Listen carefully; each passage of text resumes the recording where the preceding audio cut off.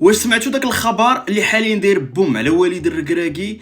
دير داكشي اللي وقع عليه في احد المطاعم في العاصمه الرباط. واش تيقتوه؟ توك توك في التيك توك. هذه اهم الاخبار الكرويه ديال اليوم. كملوا معايا الفيديو حتى الاخر باش نعطيكم كلشي بالتفاصيل، وفي المقابل نتمنى ما عليكم الا بلايك اللي عجبكم الفيديو واشتراك في القناه، والله يسهل على الجميع. ونبداو مع البلوغرانا. برشلونه اللي كيفوز على نادي الباسيطي في اطار كاس ملك اسبانيا. اما في كاس الرابطه الانجليزيه ارسنال كيحسم القمه امام تشيلسي وكيتاهل الى الدور الموالي. اما في فرنسا وفي غياب المدافع المغربي نايف اكرد اللي كيعاني من اصابه عضليه، اولمبيك مارسيليا يفوز على نادي رين بنتيجه 3 الأهداف دون رد. أما في إيطاليا نادي ميلان يفوز على بولونيا خارج الديار بثلاثية نظيفة، وكاين هاد الجولة هادي في وصافة الدوري الإيطالي ب50 نقطة وراء الإنتر اللي حاليا في الصدارة ب55. من بعد انتشار خبر فشل صفقة انتقال اللاعب يوسف نصيري إلى نادي الاتحاد السعودي، هاد المساء تيخرج نادي الاتحاد السعودي ببيان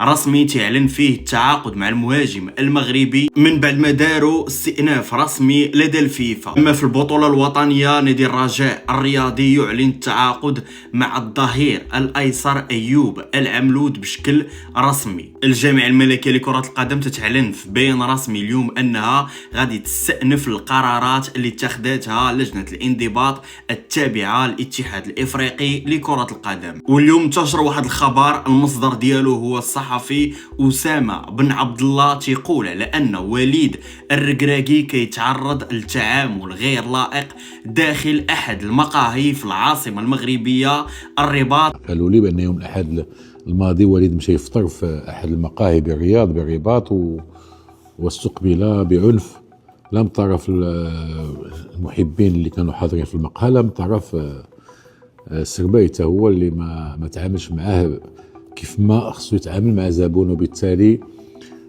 هاد نهاية كأس إفريقيا خلات آثار كبيرة في نفسية المحبين ديال كرة القدم المغربية وبصفة خاصة والمغاربة بصفة عامة، لأن الحقرة ما تقبلوهاش وبزاف الناس يؤاخذون على وليد. نتوما شنو بان لكم؟ انا وجهه نظر ديالي واضحه. نقدروا ننتقدوا وليد الركراكي، نقدروا ما نكونوش متفقين معاه في الاختيارات ديالو، وانا كنت فاهم ان المغاربه كاملين يبقى فيهم الحال على داكشي اللي وقع في الفينال، والهزيمه كانت صعيبه ومباش صرت لينا، ولكن باش نتعاملوا معها بهذه الطريقه هذه شي حاجه اللي ماشي زوينه، لان تبقى في الاخر مغربي بحالنا بحاله والاحترام ديالو واجب.